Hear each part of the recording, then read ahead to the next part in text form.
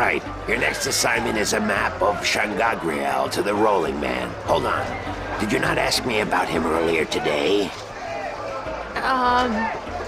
No, that wasn't me. That was somebody else. I could have sworn. Well, no matter. Do you know how to get to the Rolling Man's house? I forget. Let me explain then. Now, pay attention because this is complicated. He has chosen to live in the most inaccessible place in the city, but I guess he has his reasons.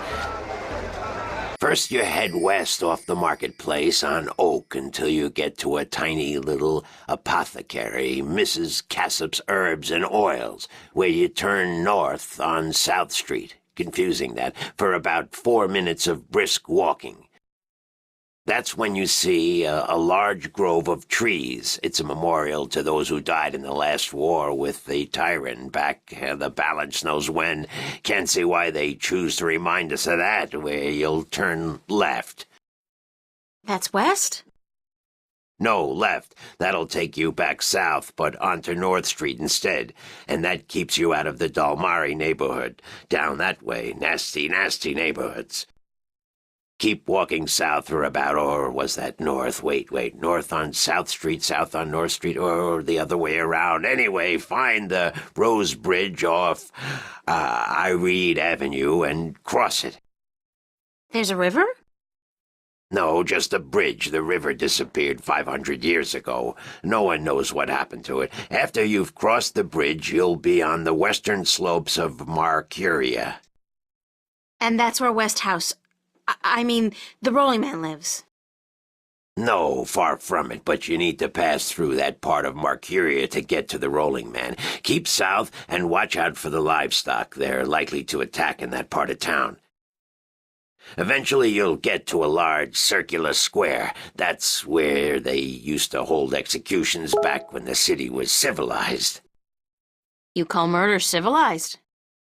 Better than locking people up for years, as any level-headed person would tell you. Our freedom cannot be curtailed. Real men choose the honor of death to the shame of incarceration.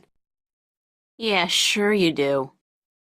Circle around the square and head down Tandak for half a mile. Or should that be Parrock Lane? Yes, Parrock Lane. Head west on Parrock Lane for half a mile, then turn right at the Maiden's Honor Tavern.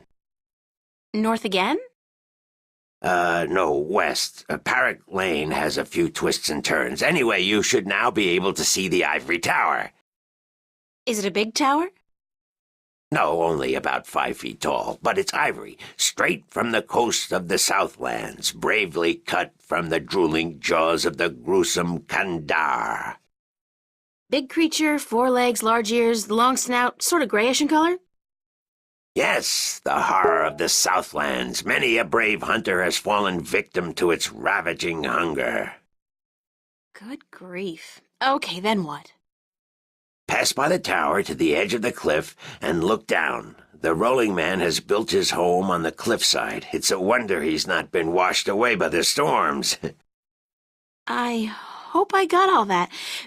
Basically, go west until I hit the edge, right?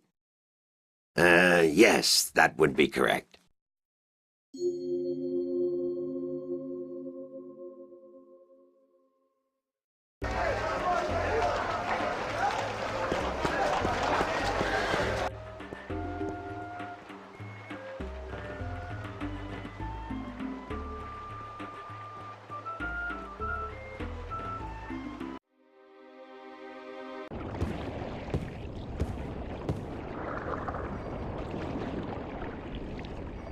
I should talk with the man.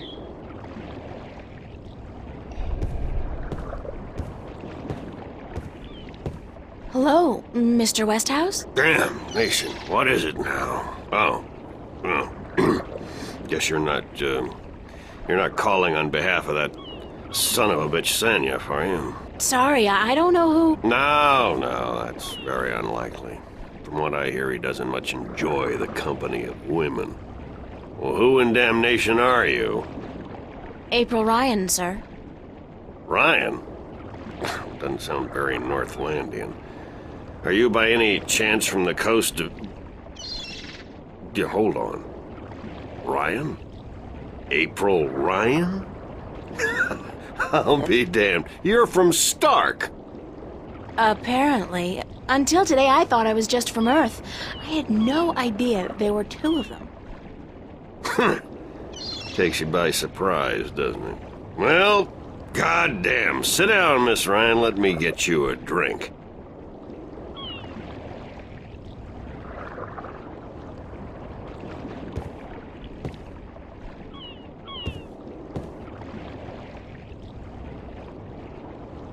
The liquor over here stinks to high heaven. Magic pollutes the purity of the spirit, but I keep a bottle of Glenfiddich for special occasions.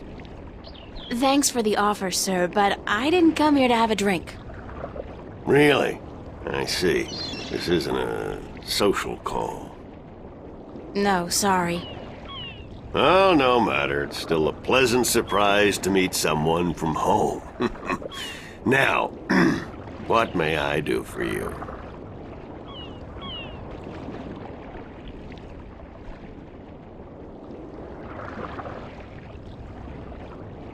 I have a delivery for you.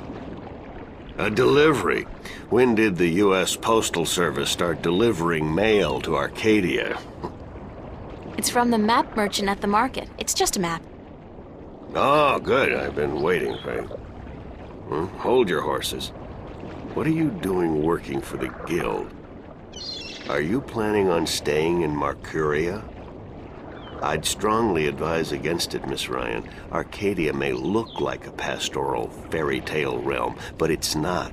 You bleed as easily here as you do in Stark, and magic can do more damage than a gun. I'm not planning on staying, but I had to find you. The map merchant was the only one who knew where you lived, and he wouldn't tell me. So I got him to hire me, and you were the second delivery on my list. Gods. Carrick and his misguided loyalty. I'll have a word with the man. Thanks for the map, though. I collect them. There's not much else to do in this godforsaken city.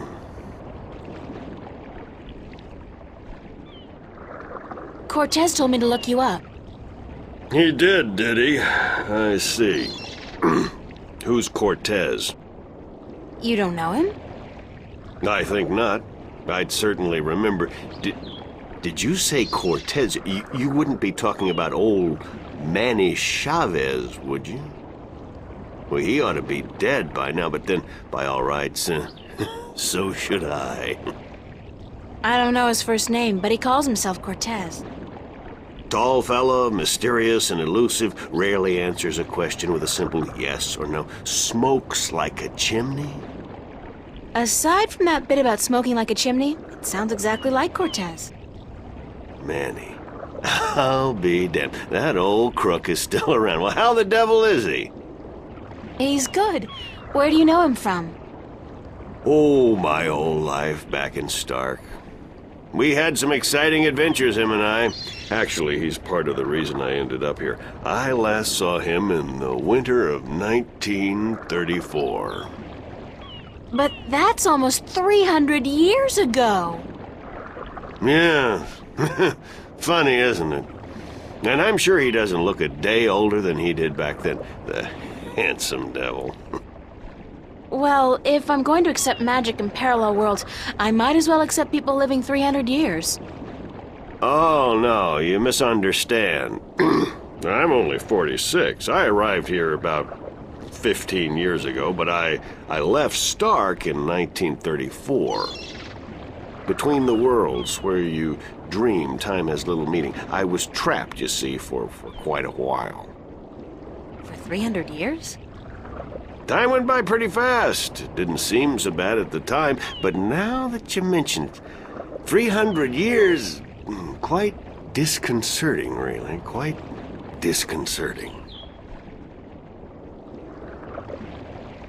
Cortez said to look you up when I wanted to go back home, to Stark.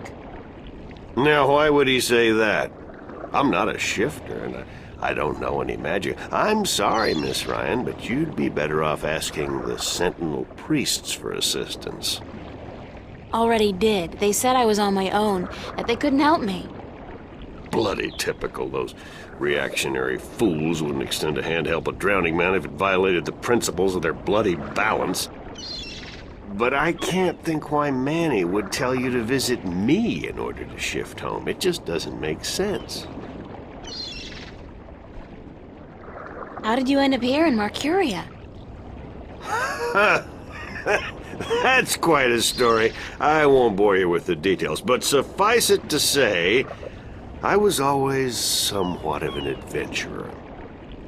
The promise of virgin territory untouched by civilization held great sway with me in my youth, as did the idea of a highly spiritual state of mind. The occult, magic, karma. I was born in 1902 in Boston.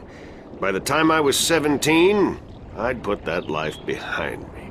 I spent the next 3 years at sea, and then I wandered around Europe for a time.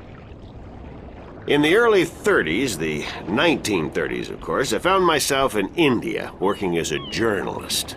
That's where I met Manny, and that's where I first heard of Arcadia. I was amazed and quite skeptical at first, but the thought of a whole new world to see and magic? I was a fool, of course, but who knew where my curiosity would bring me? So what happened in India? I've tried to forget about it, to be honest. If I could go back and convince myself not to... but I still wouldn't have listened, of course. The unknown attracts.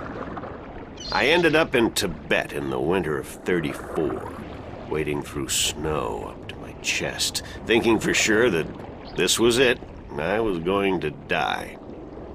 Manny pulled me out of that one, thank God. I spent 3 months in a monastery before pushing on into the void.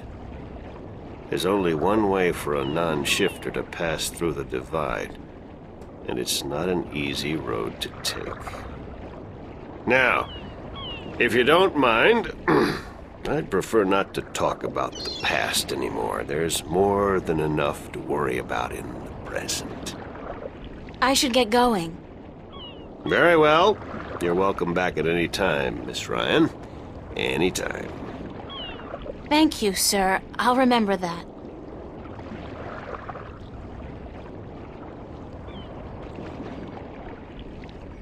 Sign this, please. It's just to confirm that I made the delivery. Certainly.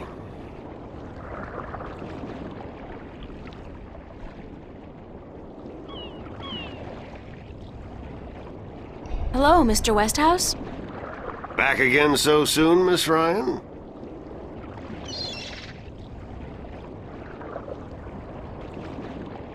I should get going. All right.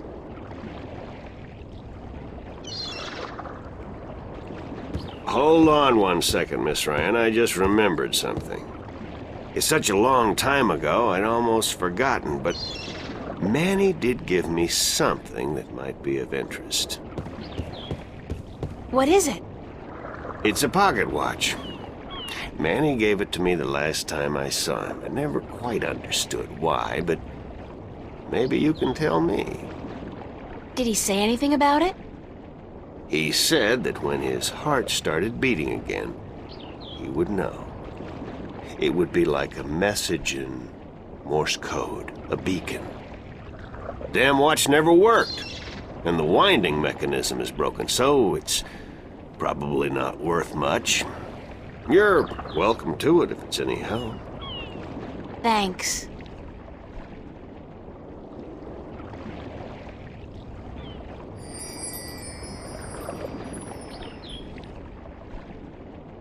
It's an antique pocket watch. It's not ticking. The knob used for winding the watch seems to have broken off, and there's only a tiny hole left. If I insert this pin carefully into the hole, like so, and then slowly wind it... It worked! It's ticking!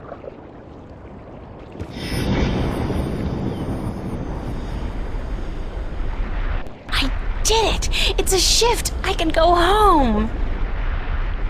By God, it's a shift. I haven't seen one for ages. Why don't you come back with me, Mr. Westhouse? You could say hello to your old friend, Manny. If I tried to step through that, Miss Ryan, I would suffer a most unpleasant experience. And I would be lost in the between forever. Besides, I built this house with my own two hands. I wouldn't want to leave it to these barbarians. And what does your Stark have to offer me? This world is more recognizable to me now. Now you go ahead, Miss Ryan. Go back. And don't let your curiosity of the unknown tempt you into making another shift. Thanks for your help. Say hello to Manny for me. Tell him I'm doing all right. Then I said, thanks.